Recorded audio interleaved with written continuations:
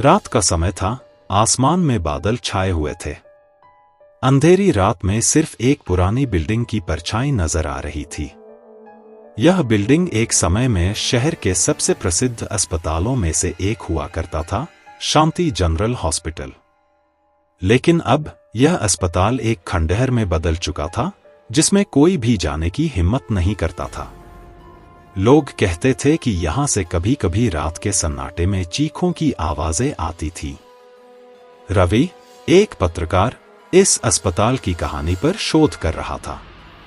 उसे इस जगह की रहस्यमयी कहानियों ने बहुत आकर्षित किया था। उसने सुना था कि यहाँ एक नर्स की आत्मा भटकती है, जो अपने अंतिम क्षणों में न्याय की गुहार कर रही है। रवि ने अपने दोस्त सुमित को अपने साथ चलने के लिए मना लिया।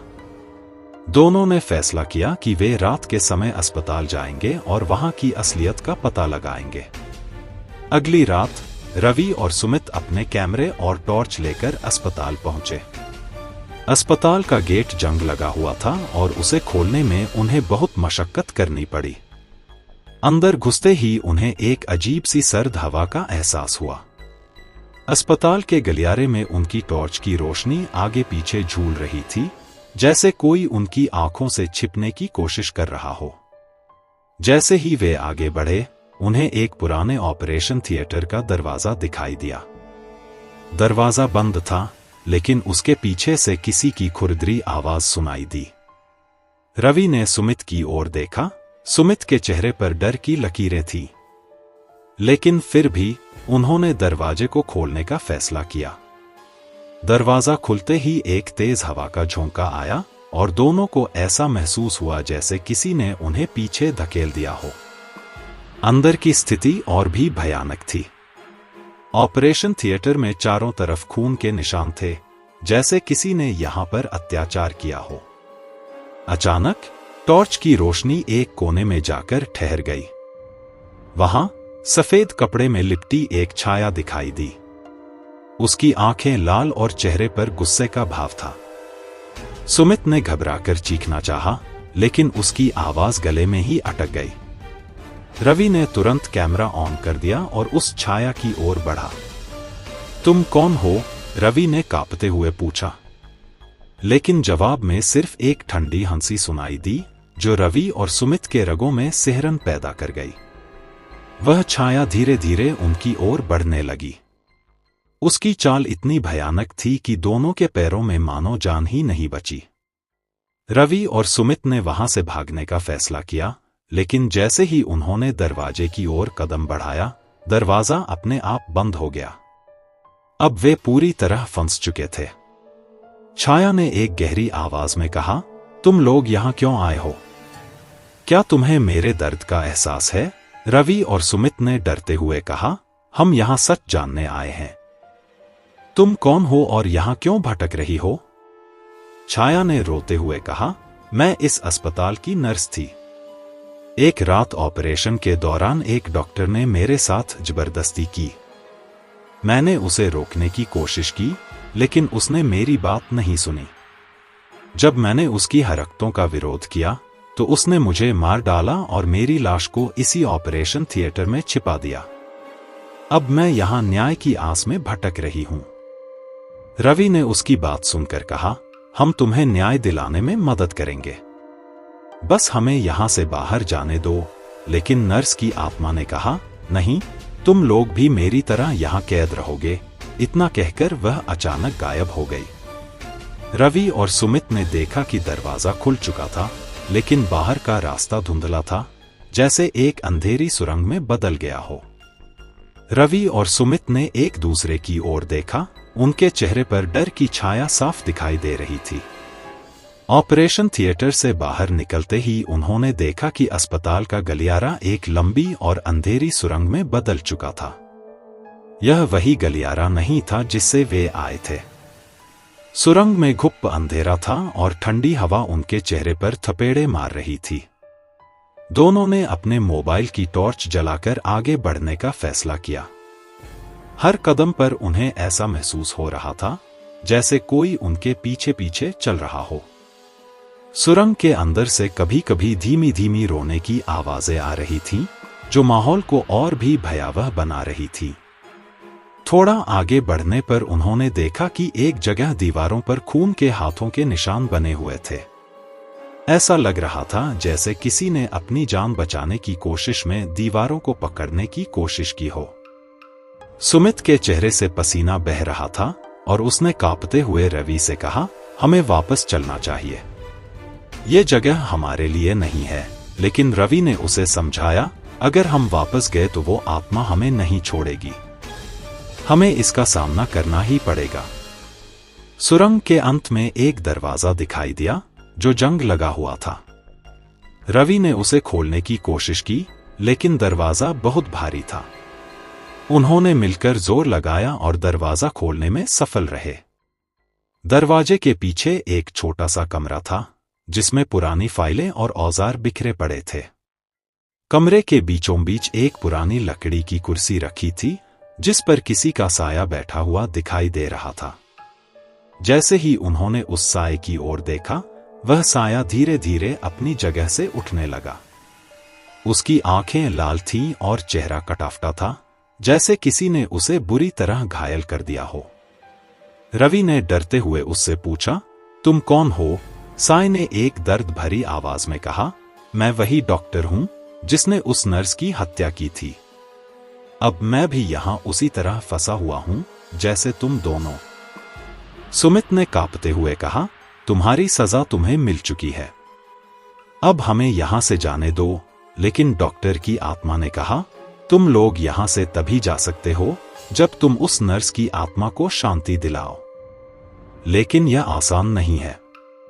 उस नर्स की आत्मा को बहुत गहरा घाव है और वह किसी पर भी विश्वास नहीं करती। रवि और सुमित ने डॉक्टर की आत्मा से पूछा, तुम्हारी हत्या के पीछे क्या कारण था? क्यों नर्स की आत्मा को अब तक शांति नहीं मिली?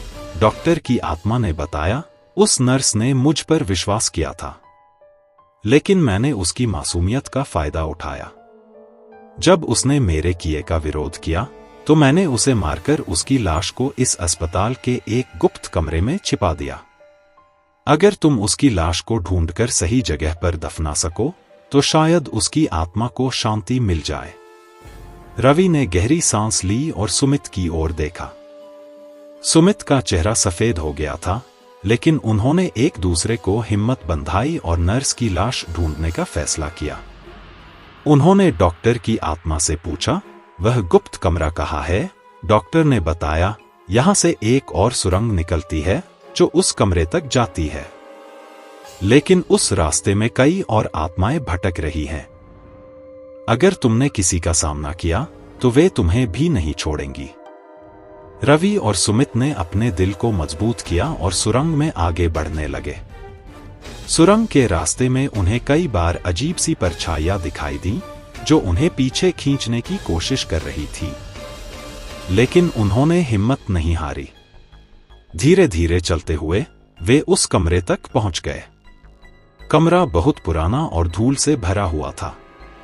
एक कोने में एक पुरानी कब्र जैसी चीज दिखाई दे रही थी। रवि ने कब्र के पास जाकर उसे खोदने की कोशिश की। जैसे ही उसने मिट्टी हटाई, उसके सामने एक कंकाल दिखाई दिया। सुमित ने डरते हुए कहा, यह वही नर्स की लाश है। हमें इसे यहां से निकालकर किसी मंदिर में दफनाना होगा। जैसे ही उन्होंने कंकाल को उठाया, एक तेज हवा का झोंका आया और कमरे की सभी लाइट्स बुझ गईं। एक बार फिर नर्स की आत्मा उनके सामने प्रकट हो गई।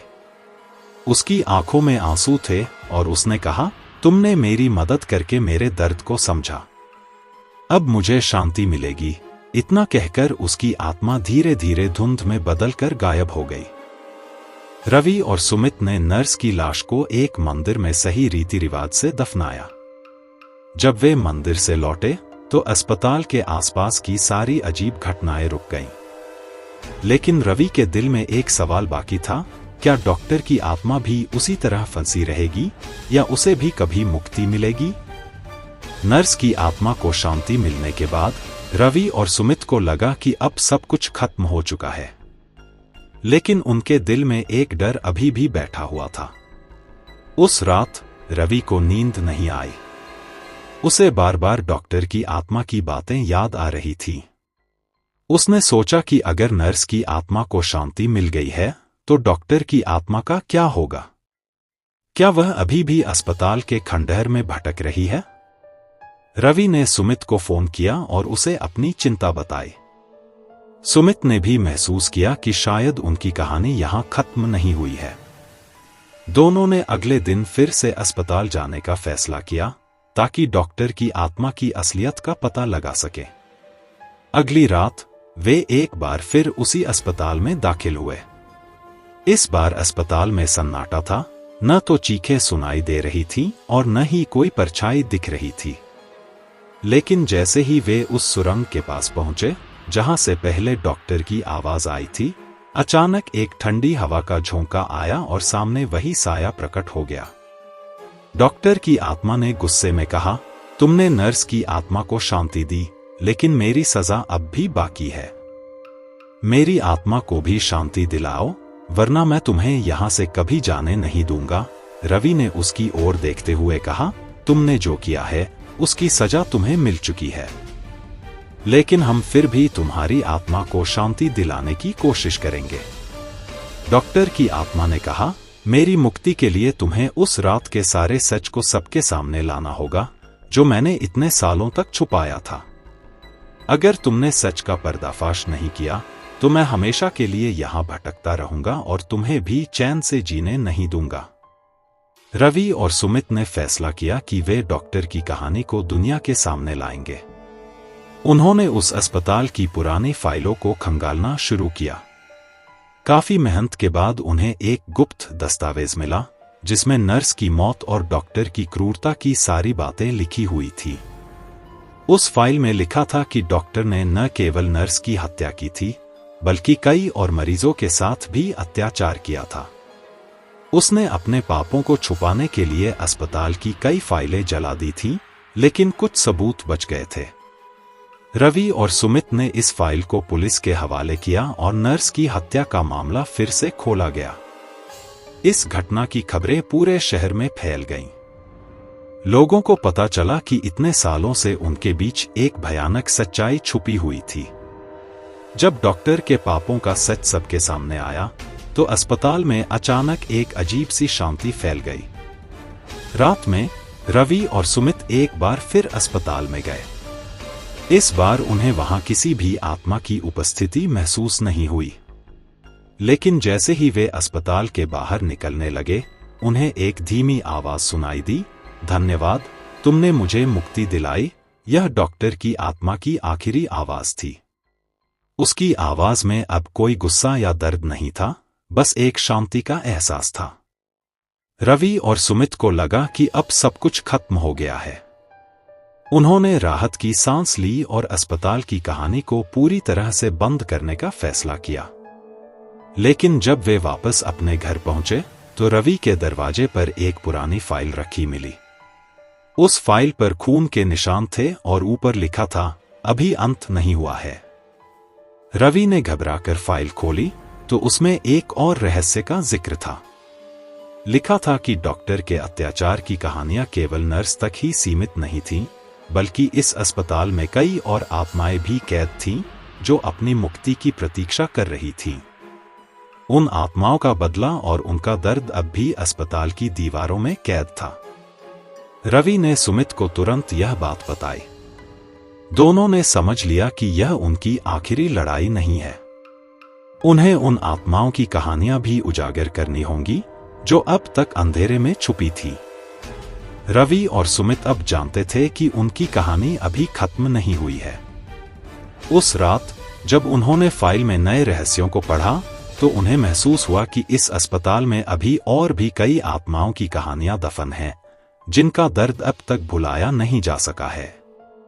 वे यह जानते थे कि अगर इन आत्माओं को शांति नहीं मिली तो उनका जीवन भी कभी सामान्य नहीं होगा। रवि ने फाइल में दर्ज एक अजीब सी जानकारी को पढ़ा, एक कमरा जिसके बारे में अस्पताल के रिकॉर्ड में कुछ भी नहीं लिखा था। यह कमरा अस्पताल की बेसमेंट में था, जहां सालों से किसी ने कदम नहीं रखा था। यह वही जगह थी जहां डॉक्टर ने अपने कुछ भयानक प्रयोग किए थे। उस कमरे में जिन लोगों ने अंतिम सांस ली, उनकी आत्माएं वहीं कैद रह गई थी। अगली रात रवि और सुमित ने एक बार फिर अस्पताल में कदम रखा। इस बार उनका लक्ष्य बेसमेंट के उस रहस्यमयी कमरे तक पहुंचना था। उन्होंने अपने साथ कुछ नमक, हनुमान चालीसा और एक छोटा सा दीपक ले लिया ताकि आत्माओं से खुद की रक्षा कर सकें। बेसमेंट में जाते ही उन्हें एक भारी भरकम लोहे का दरवाजा दिखाई दिया जिस पर जंग लगी हुई थी और खून के पुराने धब्बे थे। दरवाजे पर उभरे हाथ के निशान स्पष्ट रूप से बताते थे कि मरते वक्त किसी ने दरवाजा खोलने की कोशिश की थी। दरवाजा खोलते ही उनके सामने एक बड़ा और खाली कमरा था जिसमें चारों तरफ अजीब सी ठंडक फैली हुई थी। कमरे के एक कोने में पुरानी स्ट्रेचर और टूटे हुए औजार बिखरे पड़े थे। जैसे ही उन्होंने कमरे में कदम रखा, दरवाजा अपने आप बंद हो गया और कमरे में अंधेरा छा गया। सुमित ने जल्दी से दीपक जलाया ताकि कुछ रोशनी मिल सके। जैसे ही दीपक की हल्की रोशनी कमरे में फैली, उन्हें दीवारों पर अनगिनत परछाइयां दिखाई देने लगीं। उन परछाइयों में एक महिला की चीख, एक बच्चे की रोती हुई आवाज और एक बूढ़े आदमी की कराह सुनाई देने लगी। ये सभी आत्माएं अपने अपने दर्द में फंसी हुई थी। सुमित ने डरते हुए कहा, ये सब कौन है? इनकी आत्माएं यहां क्यों कैद हैं? तभी एक धीमी और उदासीन आवाज ने जवाब दिया, हम वे लोग हैं जिन पर डॉक्टर ने अत्याचार किया। उसने हमें दर्दनाक मौत दी और हमारी आत्माओं को इस कमरे में बंद कर दिया। अब हम यहां भटकते रहते हैं, न्याय की आस में। रवि ने उन आत्माओं से कहा, हम आपकी मदद करेंगे। बताइए, हमें क्या करना होगा ताकि आपको शांति मिल सके? एक आत्मा ने जवाब दिया, हमें इस कमरे से बाहर निकालो और हमें अपने परिवारों के पास जाने दो। हमारी लाशों को सम्मानपूर्वक दफनाओ, तब ही हमें मुक्ति मिलेगी। रवि और सुमित ने उन आत्माओं की बात मानने का वादा किया। लेकिन जैसे ही उन्होंने कमरे से बाहर निकलने की कोशिश की, कमरे की दीवारें हिलने लगीं और हवा में एक भयानक गूंज उठी। डॉक्टर की आत्मा एक बार फिर प्रकट हो गई। उसने गुस्से में कहा, तुम इन आत्माओं को बाहर नहीं जाने दोगे। ये मेरी सजा है और तुम मेरी सजा को पूरा नहीं कर सकते। रवि ने हिम्मत जुटाते हुए कहा, तुम्हारे पापों का प्रायश्चित अब पूरा हो चुका है। इन आत्माओं को और तकलीफ देने का हक तुम्हें नहीं है। लेकिन डॉक्टर की आत्मा ने उनकी बात नहीं सुनी और हवा में उछलती परछाइयां एक भयंकर तूफान की तरह उन पर टूट पड़ी। रवि ने सुमित को अपने साथ भागने के लिए कहा, लेकिन दरवाजा बंद था। उन्होंने हनुमान चालीसा का पाठ करना शुरू कर दिया। जैसे जैसे उनके शब्दों की गूंज कमरे में फैलती गई, डॉक्टर की आत्मा चीखने लगी। उसकी चीखें इतनी भयानक थीं कि लगता था कि पूरे अस्पताल की दीवारें कांप उठेंगी। अचानक आत्माओं की परछाइयां दीवारों से अलग होकर हवा में तैरने लगीं। उनकी चीखें धीरे धीरे शांत होने लगीं और उन्होंने रवि और सुमित का धन्यवाद किया। एक एक करके सभी आत्माएं हवा में घुल गईं, जैसे किसी अंधेरे बादल में समा गई हों। लेकिन उनकी मुक्ति की प्रक्रिया के बीच डॉक्टर की आत्मा और भी भयानक हो गई। डॉक्टर की आत्मा ने कहा, तुमने मेरी सजा को कम कर दिया, लेकिन मेरी आत्मा कभी शांत नहीं होगी। मैं हमेशा इस अस्पताल के खंडहर में रहूंगा और हर उस व्यक्ति को सजा दूंगा जो मेरे पापों को उजागर करेगा। रवि ने दृढ़ता से जवाब दिया, तुम्हारा समय अब खत्म हो चुका है। तुम्हें अपने पापों का प्रायश्चित करना होगा। उन्होंने हनुमान चालीसा का अंतिम श्लोक पढ़ा और एक तीव्र रोशनी कमरे में फैल गई। डॉक्टर की आत्मा उस रोशनी में जलने लगी और उसकी चीखें पूरे अस्पताल में गूंज उठीं। कुछ ही पलों में वह रोशनी गायब हो गई और डॉक्टर की आत्मा हमेशा के लिए मिट गई। अब कमरे में केवल शांति बची थी। रवि और सुमित ने चैन की सांस ली। उन्होंने उन आत्माओं की बची हुई लाशों को अस्पताल के पुराने कागजात में ढूंढा और उन्हें सही जगह दफनाया। अस्पताल में अब किसी तरह की अजीब घटनाएं नहीं होती थी।